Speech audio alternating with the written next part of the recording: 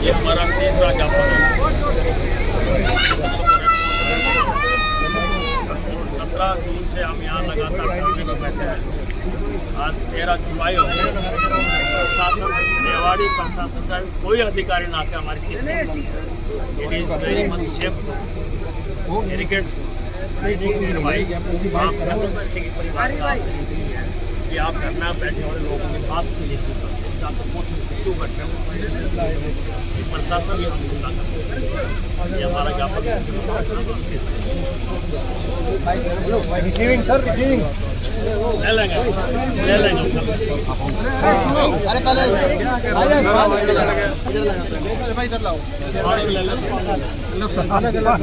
पानी में आ जाएंगे हमको तो पानी से ही तो कह रही नीचे कर लो ना भाई ये आप ऊपर कर लो हाँ एक सेकंड पत्रकार ऊपर ले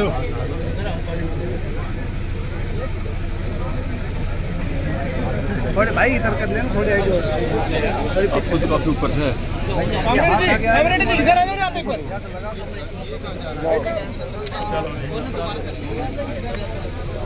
नीचे पानी है ठीक है बैटरी करो आप बताओ आप तो पूरा सबसे पहले तो आपको परिचय जानना चाहिए। मेरा नाम अनिल कुमार है, भगवानपुर से हाल सरपंच का लड़का हूँ। सर ये जो आप प्रदर्शन करते हुए यहाँ पे ज्ञापन देने के लिए आए हैं अस्पताल को लेकर? हाँ जी, ज्ञापन देने के लिए आए हैं। अभी जो है हम जो आज हमने भारी जन लोगों के साथ ये ज्ञापन दिया है सीएम साहब को। क्या कहिए क्या है पूरा मामला ये 200 हॉस्पिटल बेड का? मामला ये 200 बेड अस्पताल का है जो कि वादा किया था इंद्रजीत जी ने, तो हमारा जो अस्पताल का ही मामला। उनका कहना है कि आप स्वास्थ्य मंत्री के खिलाफ भी अभद्र भाषा का प्रयोग किया गया। देखिए, हमारे मन से किसी अभद्र भाषा का प्रयोग नहीं किया गया।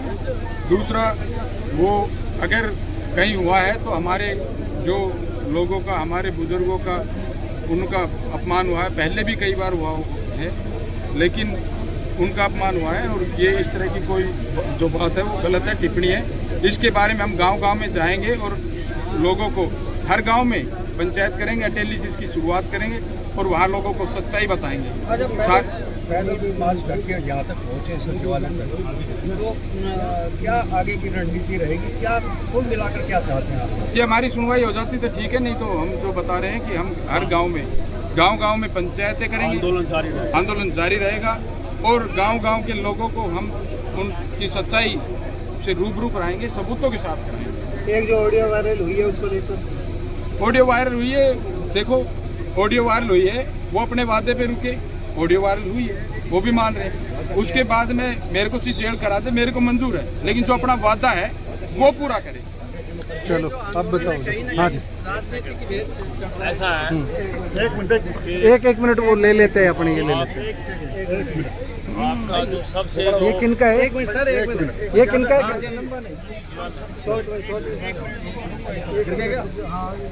चलो बोलने दो,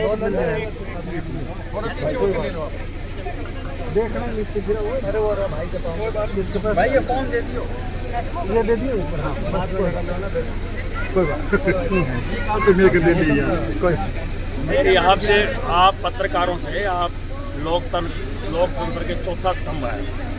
आज जोड़ के मेरा आपसे निवेदन है कि राव इंद्रजीत सिंह से आप 2 सवाल पूछ रहे हैं। आप नंबर 1, जो कहते हैं कि आरती राव के खिलाफ अमर्यादित भाषा का प्रयोग किया, वो किसने किया, कहाँ किया, क्या वो महापंचायत का पार्ट है या नहीं?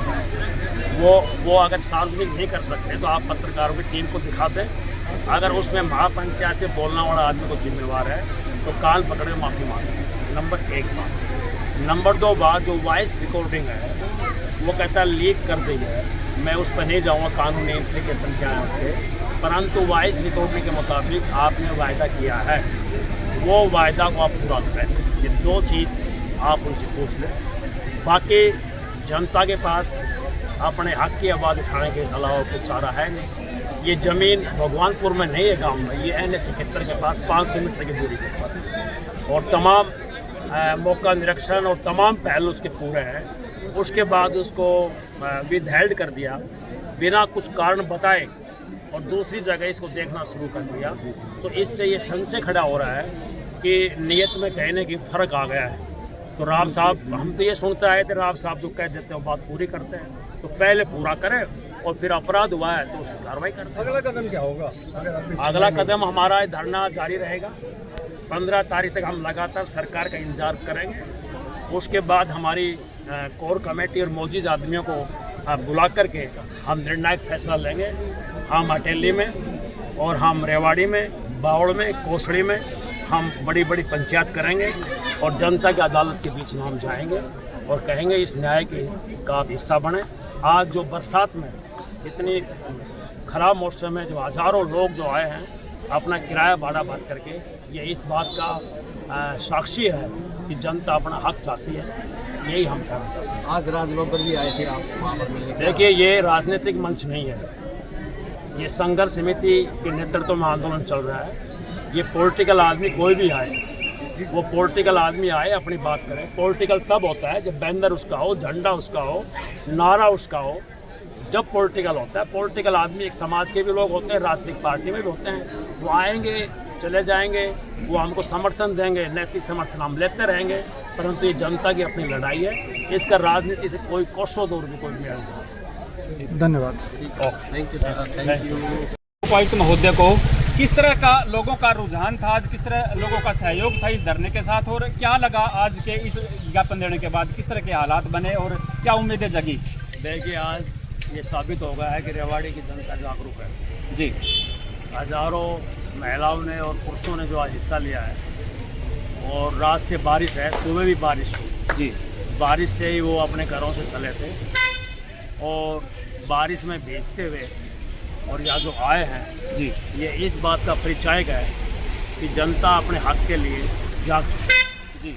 आज मुख्यमंत्री को ज्ञापन दिया है हमने उपायुक्त की मार्फत जी, और ये संघर्ष आगे तक बढ़ेगा। देखो, सिंपल सी बात है, भगवानपुर के लोगों ने फ्री में ज़मीन दी, 1 रुपया प्रति एकड़ के हिसाब से। उनके बदले में उन्होंने हॉस्पिटल तो मांगा है जी। हॉस्पिटल मांगने क्या गुनाह हो गया क्या? जी। 10 एकड़ ज़मीन उन्होंने पहले वाटर वर्क्स के लिए दे दी। हॉस्पिटल के आश्वासन के बावजूद वो मुकर रहे हैं। जब उनको उनके आश्वासन की अगर याद दिलाई जाती है तो होता क्या है, उनको डराया जाता है, धमकाया जाता है, जी। झूठे मुकदमे लगाने की बात की जाती है। सर, क्या कारण रहा कि राव साहब ने वादा करने के बाद इस तरह की बदलाव की बातें आई? क्या ऐसी नोट बताई, क्या वजह रही होगी? मैं कहता हूँ पत्रकार इस बात से क्यों नहीं पूछते जी। कि आपकी वॉइस रिकॉर्डिंग वायदा कह रही है, पब्लिक वो खुद इस बात को मान रहे हैं कि मेरी वॉइस की रिकॉर्डिंग है, परंतु ये लीक क्यों कर दी, वो ये कह रहे हैं। जी। तो आप पत्रकार लोगों से पूछे जी, वायदा करके आप मुकर क्यों रहे हो? जी। इसका जवाब दो। ये 40 और 60% के जो वोट की बात कर रहे तो उस दिन भी आपको पता था। जी, बिल्कुल। और क्या किसी को 40 और 60 के आधार पर आप किसी के हक को मार सकते हो? जी। ये स्वास्थ्य तो सबके लिए है। क्या स्वास्थ्य के अंदर, इलाज के अंदर 40 और 60 की बात हो सकती है क्या? जी। जी। ये जो बात कर रहे हैं अलोकतांत्रिक है ये। जी। ये लोकतंत्र की मर्यादा के खिलाफ बात है। जी। अगर आपने वायदा किया तो पत्रकार क्यों नहीं पूछते कि वायदा किया तो को निभाओ आप, और हमको जेल में ठाक कर डाल दो, हमने लीक कर दी। बात इतनी सी है। जी। सर, 29 तारीख की महापंचायत में मंच से एक बात आई थी शायद आप ही के मुंह से कि हम 13 तारीख को धरना स्थल से और कूच करेंगे राजघराने की तरफ। क्या मतलब समझे हम राजघराने का? क्योंकि यहाँ ज्ञापन दिया गया था डीसी ऑफिस में, तो वो क्या सब थे?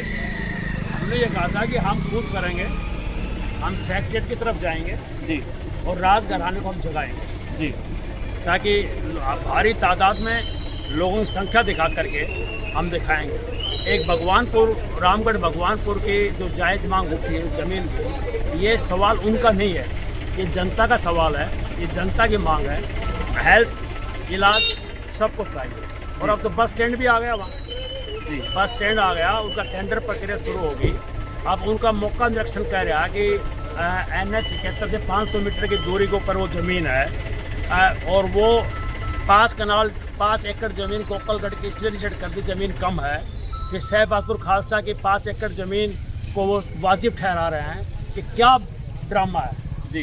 जब हमारी स्वास्थ्य मंत्री महोदय खुद विधानसभा में बोल रही है विधायक लक्ष्मण के जवाब के ऊपर कि गोपालगढ़ और भगवानपुर में हम कर रहे हैं, और गोपालगढ़ का केस रिजेक्ट हो चुका है जी, केवल भगवानपुर का बचा हुआ है जी, और ये गांव ये शहर की फिरनी के ऊपर है, और ये प्रचार किया जा रहा है कि ये तो भगवानपुर के लोग हॉस्पिटल बनवा रहे हैं, कौन इतनी दूर जाएगा। अरे तो NH 71 के साथ जी, एकदम 500 मीटर की दूरी के ऊपर है। जी बिल्कुल सर। गरीब आदमी जाता है हॉस्पिटल में, बस में बैठ के आएगा गांव से और उतर के और 3 व्हीलर पकड़ के हॉस्पिटल में चला जाएगा। जी बिल्कुल, हर तरह सुटेबल है सर।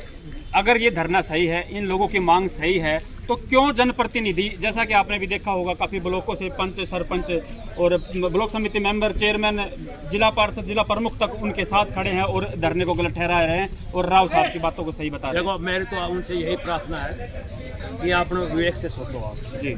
वो पार्षद, जिला प्रमुख या जो भी लोग हैं वो हमारे अपने हैं जी, वो बात को सही से नहीं समझ पा रहे हैं। राव साहब ने अगर आपको कोई बात कह दी तो उसको अपनी बुद्धि से तोड़ लो आप जी, जो सही कह रहे हैं गलत कह रहे हैं।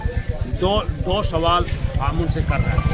अगर आरती राव के खिलाफ पंचायत मंच से अगर किसी ने अमर्यादित भाषा का प्रयोग किया, 50 स्पीकर बोल लेते हुआ जी, अगर किया है तो पंचायत जिम्मेवार है जी। अगर उससे बाद XYZ ने अगर कुछ कहा है, क्या कहा हमें नहीं पता, आज तक किसी को भी नहीं पता जी, कुछ कहा है तो उसके जिम्मेवार पंचायत मंच नहीं। माइक पंचायत मंच के द्वारा ही दिया गया है। माइक नहीं, वो यूट्यूब पे बोल रहा है, मंच वो माइक पे नहीं बोल रहा है जी, ये आपकी जानकारी के लिए दुरुस्त कर लें। माइक पे नहीं, वो यूट्यूब के ऊपर बोल रहा है। माइक के ऊपर इस तरह की माइक के टिप्पणी ऊपर नहीं किसी की ने गई। कोई शब्द नहीं कहा जी, हजारों महिलाएं थी जी। हमारे घरों की बहन बेटियां थी। क्या वर्ड थे, क्या कहा जा रहा है? मुझे क्या इस पता, तरह की कोई टिप्पणी वर्ड नहीं था, पंचायत से तो कोई वर्ड ही नहीं था, कोई गलत वर्ड नहीं सब है। सम्मानित थे, जी, आदरणीय हमारी माँ बहनों कह के बोल रहे हमने तो जी। कोई वर्ड ही नहीं बोला। वो वर्ड तो किसी के मुंह में ठुस से जा रहे हैं, हमने बोल रहे नहीं तो हम कैसे आवर लें। जी, जी सर। और अगर बोल रहा है तो मैंने कहा कि आप 3 पत्रकारों की टीम बना दो, अगर आप वो शब्द आप पब्लिक डोमेन में नहीं लेना चाहते हो मान लो, तो आप वो सुना दो कौन बोलने वाला है, कहाँ बोला है। जी। अगर पंचायत मन से बोला है तो हम जिम्मेवार हैं। 50 स्पीकर बोले, एक ने भी ये बात नहीं जी। कही, तो ये इसके ऊपर पत्रकार चुप क्यों है? पूछो ना ये सवाल, हमसे तो 1000 सवाल करते हैं पत्रकार जी, उनसे तो एक भी पूछने की हिम्मत नहीं करते। उनका तो सर कहना यही है कि मंच से नहीं, मंच से नहीं है, दिखाओ आप मंच का, साबित करो आप। जो आदमी किसी को आरोप लगाता है वो अपने आरोप को साबित तो करेगा। दूसरी वॉइस रिकॉर्डिंग की बात है, वॉइस रिकॉर्डिंग हमने कह दी।